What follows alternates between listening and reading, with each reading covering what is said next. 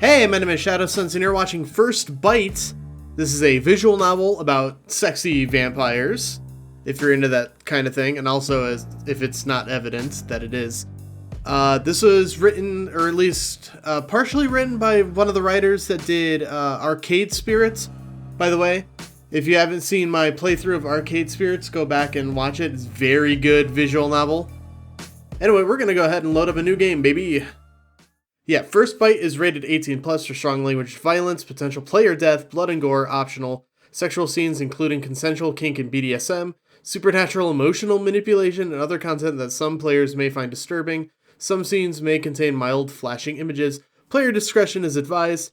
Keep this in mind as you're watching this, and feel free to click off anytime you feel uncomfortable. Alright? So, First Bite Games presents...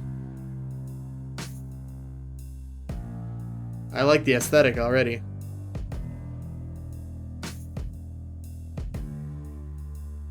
Dead End Drive, baby. Is that where I live? Do I live on Dead End Drive? It's a cool, spooky looking house. First Bite.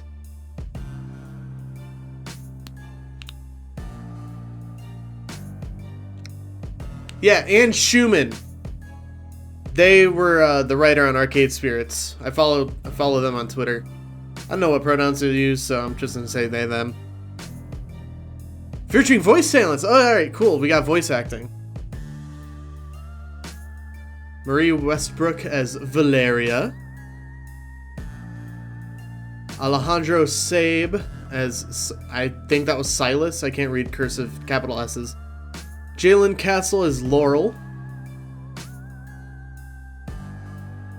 And those are our characters. The only ones. My headphone cord is like weird. Intro music by James Roach.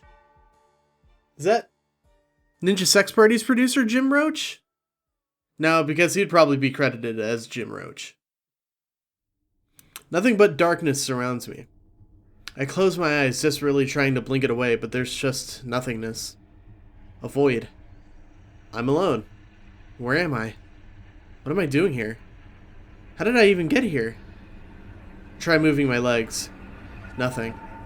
As hard as I try to run away, my body refuses to cooperate. I try my arms next. Frozen. Before I can try anything else, a light appears in the distance. There's something else flickering right next to that light. I can barely make it out, but what little I see, what little I can see is horrifying. Glowing red eyes. Bright white fangs. Blood dripping from sharp talons. In an instant, they multiply, dancing around in the shadows. They laugh, a cacophony of demonic giggles, and then skitter toward me at an inhuman speed, their movements chaotic. I'm helpless as they close in around me. An aroma of metallic sweetness infiltrates my nostrils, and I'm surrounded. Trapped. They then pounce, claws tearing deep into my muscles as they grab a hold of me, teeth sinking into my flesh.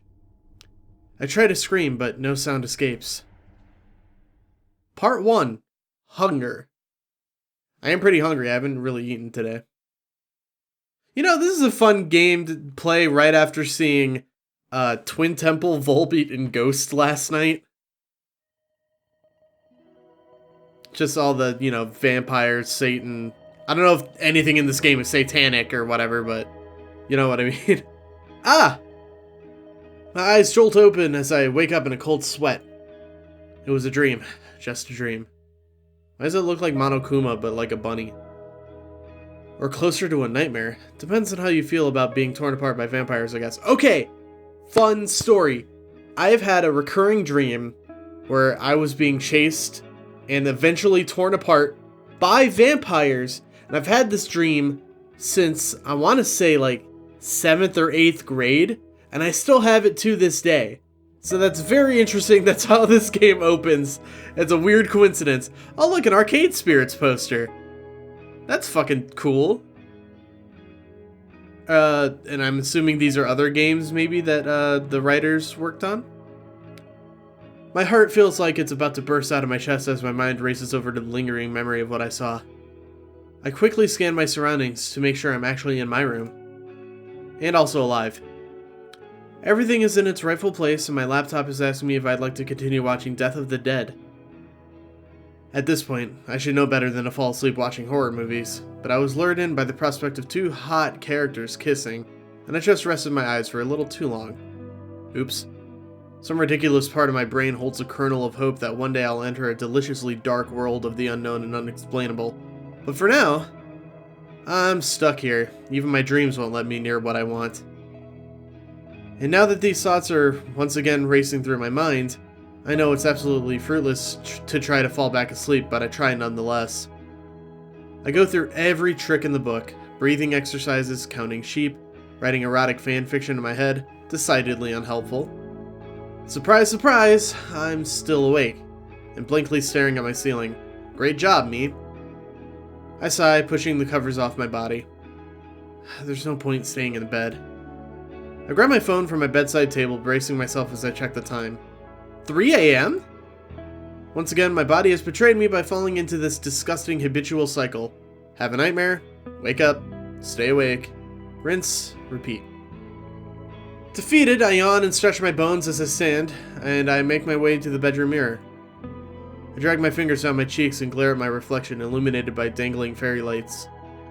What's her first name? Matt. Last name? Jenkins. Why not? Pronouns? He, him. Eye color? Ooh. Let's go with gray. I take a deep breath. I am Matt Jenkins, and I'm going to have a good night. If only my therapist could see me now. A positive affirmation to start my... Wait. Is it night? Morning? Time between times? Normally when this disjointed sleeping pattern curses me, I either read my old collection of Gooseflesh books for the 100th time, or write for my website. That's a good copyright avoidance there. The singularly most interesting thing about me is that I have cradled and nurtured a cryptid blog to a nice level of internet fame. Ghostin is my main source of serotonin and started out as a tiny forum, an avenue to find and cultivate friendships with those that love the strange and unusual as much as I do. It still serves the same purpose now, but on a larger scale. Mingling still happens, and the original forums are as active as ever, but I had to get creative and produce different types of content in order to keep myself afloat in this economy. My review of Where Are the Werewolves goes up later today, and I also need to upload that How to Attract Bigfoot video. The crown jewel of Ghostin is also overdue for an update. It's an erotica section, lovingly dubbed the Cryptid Coitus Corner, and it surprised me to see it become the most popular part of the website. What were you thinking? Do you know how many people want a piece of that Mothman ass? I'll admit I'm no Bill Shakespeare, but it warms my heart to see people coming back for my wide and varied selection of supernatural erotica. Who knew that horny horror was like catnip to people all over the world and not just me? Yeah, who knew? Unfortunately, I'm stuck on my latest would-be masterpiece, and all I have to do is all I have is the potentially questionable title. Mummy Milkers. That's fucking great. It's a work in progress. No, I think your work is done here, my friend. I wave it off. I'll figure all that out later and update Cryptid Coitus Corner when inspiration hits. I lazily scan my room trying to hit that motivation jackpot, but when I pause on my window, the moon is full and bright against a starless sky, an excellent setting for some ominous entertainment. Maybe I need to get out, go for a walk, see what early morning Portland offers me. Portland, Oregon? Or Maine? I mean, Maine is Stephen King country. It's also where Salem's Lot is. And then Portland, Oregon. What the fuck happens in Portland, Oregon? There's enough weirdness happening during the day in this city, so I'm sure something's bled over to the twilight hours. With my mind made up, I mosey over to my closet. Nobody uses the word mosey anymore, and I feel like it should come back. What does one wear for a witching hour stroll? Ooh, all black like my soul comforter's key, dressed to the nines. Let's go with comfort. It's middle of the night, I don't need fashion, but I demand comfort. I find the comfiest pants and the biggest sweatshirt I own and slide into them. Bliss. I pose in front of the mirror, blowing a kiss to mirror mat. Looking good! I'm a little abuzz with excitement as I gather my bearings. The most radical thing I've done lately is quit my gray-toned office job and pick up shifts at a local coffee shop to supplement the income from my website. That's good. Sounds like a good choice that you made. It's comforting knowing that there are others like me who have this undeniable attraction to the things that go bump in the night, despite the monotony of my day-to-day. It's easier to exist when you blend in and squirrel away any untoward interests. It avoids awkward conversations and no one's caught on to my deep dark secrets yet. There was a time where I felt that my desires for the supernatural were something to be ashamed of. And, well, maybe they are in polite society, but after I spent too many brain-rotting hours in an office cubicle, I decided I would lean into the delusion to bring some color back into my life. Most people don't see the value in that sort of thing, and that's fine. But I can't help it. Something about the occult excites me more than anything else. It's always been that way. I gave up trying to fight it a long time ago. A lot of you may not know this, but I am something of a horror enthusiast. At least when it comes to horror novels. It's like Stephen King's my favorite author, and I watched a ton of horror movies. But horror games are like the one place where like I don't really do horror games because I don't want to sit here and like jump because I'm a jumpy bitch and like break anything. But if you guys want to see some horror games, let me know. Tell me ones that don't have like intense jump scares in them. Because I like an atmospheric scare more than a jump scare. I shake the thoughts from my head. It's no use thinking about that now. I have some inspiration to look for. I grab my phone, my wallet, and my house keys from my desk and give my room a once-over, making sure I'm not forgetting anything. Then, with a final flash of some finger guns to my reflection in the mirror, I'm out. Speaking of out, I gotta let my cat out of the room. It isn't long until I find myself standing outside the house. 6969 Dead End Drive. Heh. Nice. It's creepy and old and no one actually knows who owns it, and right now it's luring me in. Normally I pass by on my walk to the coffee shop and during the day, give it no more than a fleeting thought. Maybe it's the desperation for a crumb of inspiration, but tonight I'm intrigued. For years I thought it was totally abandoned, the windows all covered with what looks like scraps of newspaper. But what gives me pause is the front yard. It's too well kept. Those bushes don't tend to themselves. Like every historic neighborhood, there's always that one house that has a particularly bad reputation, and this gothic beauty is it. I've heard all the stories, I count them on my fingers. Witches who eat children, an axe murderer who slaughtered their whole family, a pack of feral stray cats overthrowing the previous owner. You know, that's not too outside of the realm of possibility. A lycanthrope's hideout, and my personal favorite, vampires. My personal favorite too. My favorite horror creature of all time. Vampires, baby. I always thought it was a joke to scare away kids to stop them from playing on their lawn, but if only it were true. I find myself just standing here staring, tempted by the house and what might linger inside it, which isn't the smartest move. In October. In the Pacific Northwest. Okay, so it is Portland, Oregon. It's dark. It's cold. I'm cold. It's definitely about to rain. I should go in. The words fall out of my mouth without thought, just pure impulse succumbing to the mystery tugging at my curiosity. I shrug to myself and look around. No one's here to witness my petty crime of breaking and entering. With my journalistic integrity intact, I will myself to stroll up to the house. The porch groans loudly in protest as I step on it and my hand reaches out for the front door. I apply gentle pressure and the door just swings open with a deliciously spooky, decidedly terrifying creak. It's not what I expected. Was it just left ajar like that? No, it's a door. Damn, I was very prepared to use the lockpicking skills I picked up from all the video games I've played. Which totally would have worked. As the door swings open, a slight breeze flows from inside like someone forgot to close the fridge and let out the cold. I shiver against it. And then, finally, I hesitate. Should I really be adding trespasser to my resume? Am I actually doing this? Yeah, don't be a coward? What would my therapist say? She told me it would be a good idea for me to say yes to more things in my life. This is almost certainly what she was talking about. Listen, Matt, you go into this house and you do it right now. Think of the possibilities. And if there are no corporeal beings, hopefully there will be a hot ghost that won't make me want to shit my pants. I push the door open a little more and squeeze inside. It's now or never. Once I get inside the house, my teeth start chattering. It's cold. Like, really fucking cold. Someone forgot heating exists. I think I'm in a small foyer, but it's hard to tell because without the soft glow of the moon outside, I could barely see my hand in front of my face. I pull out my phone, turn on the flashlight, and inspect my surroundings. As I shine my light around the room, I see this place appears to be lost in time. Nothing seems to have changed since at least the 1800s. Not the furniture, the wallpaper, or the smell. I inhale deeply and catch a scent of something pungent and putrescine hidden deep within the normal old house musk. Unpleasant as it is, it's an aroma that intrigues the rest of my senses, beckoning me to find the rest of the secrets packed within these walls.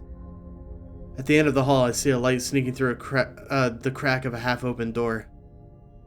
Whoever's here, if anyone at all, must be in there. I hold my breath as I listen intently for clues, and sure enough, there are signs of life that I craved. I hear what sounds like a muffled conversation, and then a very clear, "Fuck you!" I raise an eyebrow. Now this is something worth investigating. As I take another step, the floorboards creak loudly under my feet. Shit. I pause, silent as a grave and as still as a statue, and pray those muffled voices didn't hear me. There's a tense moment before the voices continue, and I release the breath I was holding. I pass the stealth check. Maybe. Continuing to sneak along the dark corridor, I creep closer and closer to the illuminated room. Then I'm right outside the cracked door with my back against the wall. Now that I'm closer, I can hear them more clearly. Three distinctly different dulcet tones echo into the hallway. Do you smell that? Everything goes deathly silent. Then, It smells like human in here. I freeze instantly. There it is again. I keep telling you, it's your dirty cups piled in the sink. You're just as shit at doing dishes as you are playing cards. God, I love these voices. At least when he sucks at cards, there's a chance he'll have to take his clothes off. Hell yeah. Every day the cups keep piling up and not a nipple in sight. First of all, I'm good at everything. A warrior like me just can't waste his time on trivial things like cards and dishes. Gotta save my huge brain and muscles for more important things. Second, Very full of himself. Or themselves, I don't know yet. I hear the sound of someone inhaling deeply. my nose never lies. I smell human. The speaker's words hit me like a thunderbolt. What had I been thinking, skulking about in the hallway and eavesdropping on whoever lives here? Could it be a troop of axe murderers? It could be a troop of axe murderers for all I know. Have we already forgotten the time your nose led us straight into that werewolf house party? What? I want to hear that story. Somehow, despite the growing panic in my chest, the phrase werewolf house party makes me snort. I cover my mouth with my hand immediately, as though it might somehow take it back, but it's too late. Well, we might have company after all. Go on. Show yourself. I can't describe the feeling, but it's like I'm being compelled to step from the darkness and into the light. My feet propel me forward of their own accord, carrying me around the corner as I resign myself to the fact that I've been caught. What I see when I enter the room jolts me right out of my numbness into a state of shock. Woo! Talk about some hotties! Uncontrollably, my heart skips a beat. The three voices that I heard are matched up by three equally as mesmerizing faces. They're so beautiful it almost hurts to look at them. And by the look of their slightly perturbed and yet also slightly intrigued expressions, I've clearly interrupted something. Using my big galaxy brain, I survey the situation to decide my next move. There's a mess of playing cards and glasses of red wine strewn across the table in front of them. The way they're holding their cards reminds me of an old spaghetti western right before there's a shootout in the saloon. The three of them stare at me in a way that makes me feel like a ham ready for carving. None of them speak, they just evaluate me with this bizarre hunger in their gazes. I should say something to shatter this long, incredibly awkward pause. Howdy, they appear to be lost. I know this looks bad, but... Listen, I know this looks bad, but... The words are barely out of my mouth before they leap towards me at an inhuman speed, knocking me onto my back and pushing me down against the carpet. The breath leaves my lungs and my hands burn as their bare skin and textile collide. See? I fucking told you I smelled human. Never doubt me again. No treat for you just getting it right, Ilias. Assuming we all want to call dibs, should we rock, paper, scissors for him? Dibs? Really, Laurel? Can't we just share? We haven't done that in a while. Please, please share. Please share. No, Valeria. As the oldest, smartest, and hottest, the human is mine. Okay, buddy, take it back a peg. I like the girl in the middle. I feel like a piece of furniture out for an auction at a swap meet. Am I into that? I'm completely mesmerized by every hand movement, every turn of their lips, every glance in my direction as they bicker. My heart races and I can feel myself getting unnaturally hot despite the freezing temperature of the house. Don't be greedy, Illy. Think of all the fun we could have. Yes, please, think of that. That's all it is for you. Fun. You two enjoy those pre-packaged little blood bags. But a hunter like me needs to feed. My fangs haven't pierced flesh in so long. I can barely hear the voice acting. I'm gonna turn that down just a tad. And also SFX down a little bit. There. The biggest one has me pinned to the floor, but despite their threatening words, they don't exactly seem intent on killing me right this second. Even lying prone on the ground, the first thing I notice is their teeth, or rather the deadly points of their canines. Their skin doesn't have the same plumpness or glow that mine has, almost like their capillaries forgot how to refill with blood. And the mirror behind them has no reflections. No. This cannot be happening. Can it? There's no way they're actually... vampires? The word crashes out of me and they turn to me. Hungry, unforgiving, feral. The one they called Valeria grabs a hold of my chin with a delicate hand, but there's nothing delicate about the way she holds me. Looks like we have a fan on our hands. It looks like we do. Yes, very big fans of vampires. Especially hot ones. Her dark brows are pinched when she leans closer, her head tilted like she's sizing me up. You interrupted us, kitten. And Ilias here was just about to take his shirt off. Oh, don't call me kitten. Taking your shirt off is for losers. And I was clearly winning. Winning? I'm afraid. Laurel, let him dream. I don't have to dream about winning. Winning is all I do. Look at these muscles. My face? These cards? The trio continues to bicker amongst themselves, and I just lie here watching. Vampires are just myths, monsters made up by confused historians and then embellished by storytellers seeking to make us feel something. There has to be a simple explanation for these three, but now's not the time to get myself worked up about my own little fantasies. It's probably just some sort of kinky vampire LARP event, cosplayers who lift or something. And I'm usually so on top of these gatherings. The costuming and props are serious. Movie magic fangs. Even the red wine in their glasses looks like real blood. And it wouldn't surprise me if they rented out this house for their own pleasure. There's no way you're real vampires. Who are you? A deadly silence fills the space between us as I gracelessly interrupt their quarreling. Valeria's hand gets tighter on my chin. Ilias's body feels heavier against me. Who are we? You don't think we're real? I don't give a shit what he thinks. He'll know we're real enough when his blood is sliding down our throats. Oh yeah, this is doing it for me. Too much talking. Not enough killing.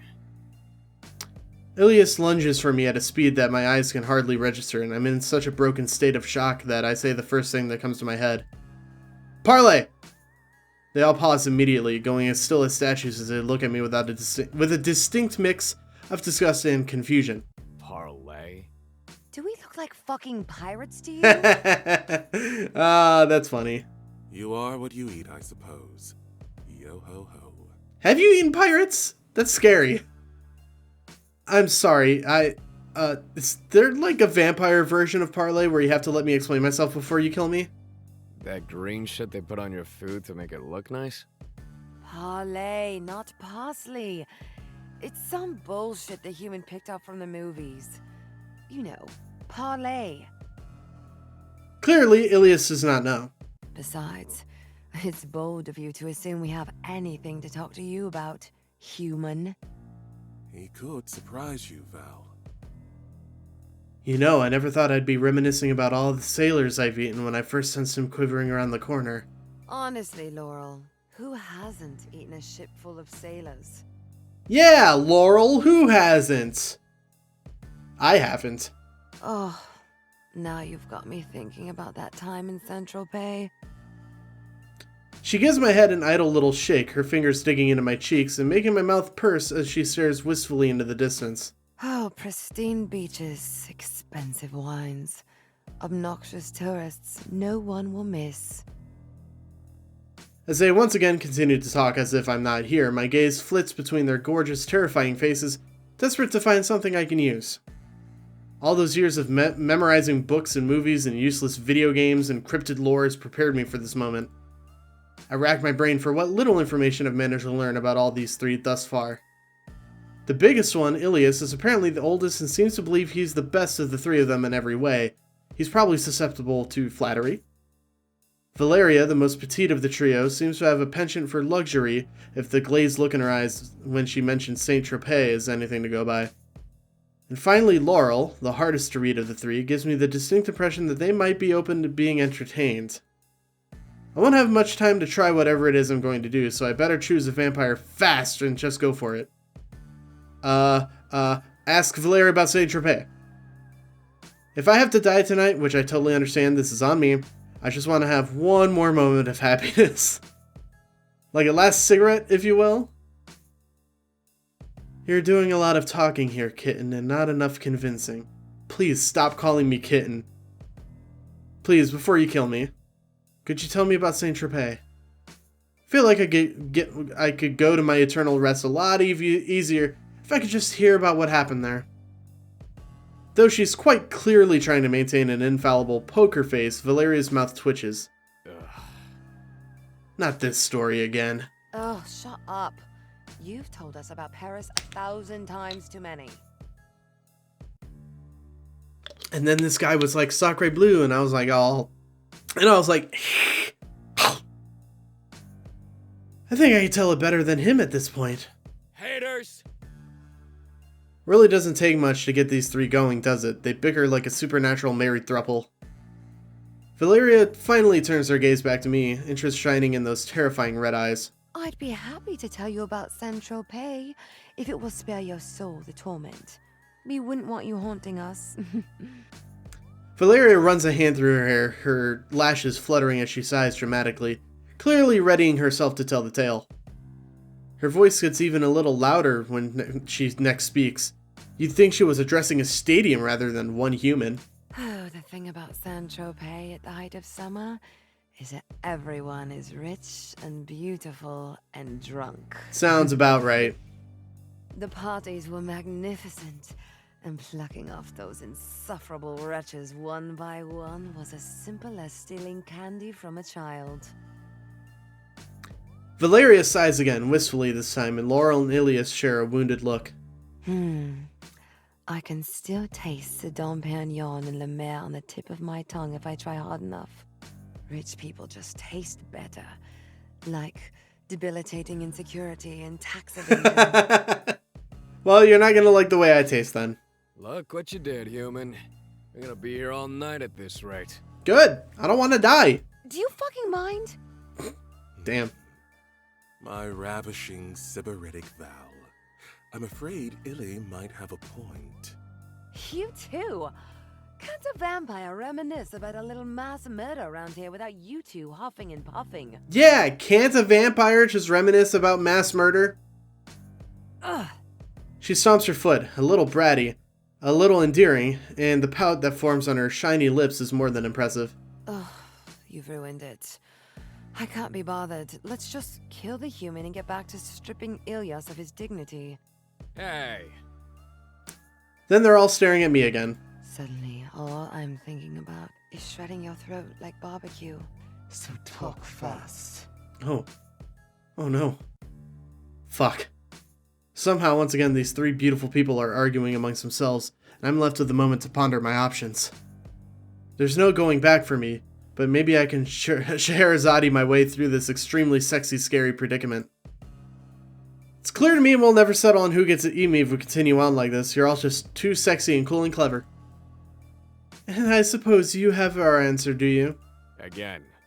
Wasting time talking when we could be feeding. Now, Illy, how often do we get entertainment of this caliber delivered to our doorstep? I want to see what cute little scheme he's got in his pocket. The massive vampire actually pouts. It actually hurts to be this bored, you know?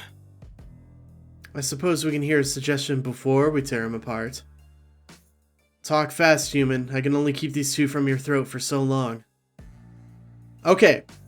Well, I was thinking maybe I could ask each of you three a couple of questions, you know, for me to get to know each of you a little better. That way we can see who's best fit to eat me. You're holding Illy and I back for a fucking job interview. I haven't had a job in... He frowns, his eyes squinting, mouth opening and closing. He seems to be thinking particularly hard about something. He raises his hand and looks to be counting on his fingers, but he gives up after a few moments. A long fucking time, and I'll be damned if I start now. Laurel inhales and exhales quietly, a hint of a smile on those perfect purple lips.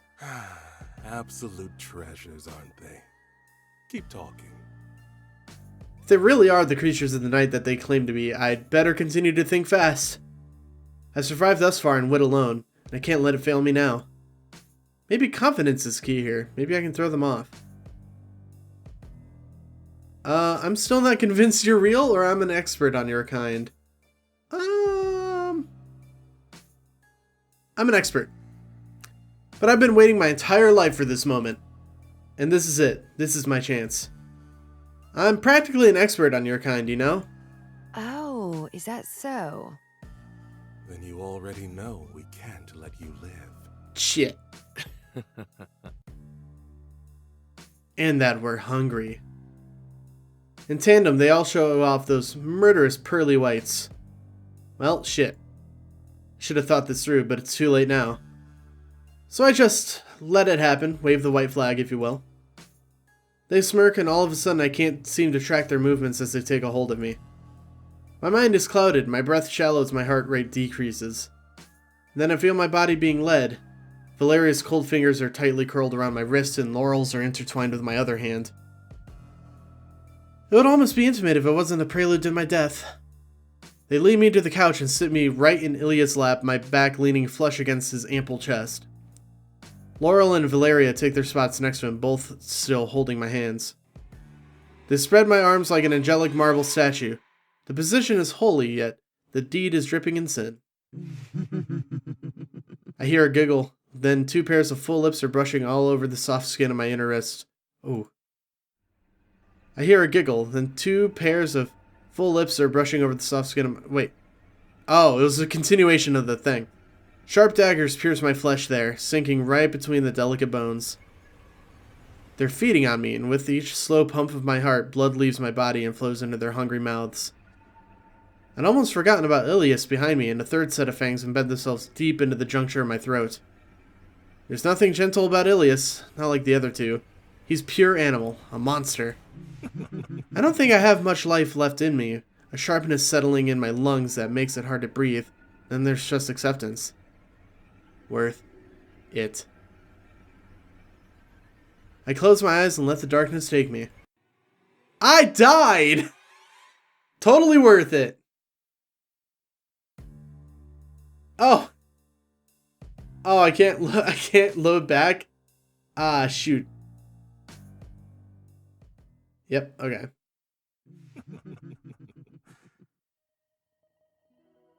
Oh, I gotta Hang on. I'm gonna get to where we just were. Okay. Save here. Okay. So we'll pick up here next episode. This is great so far. I'm having a great time.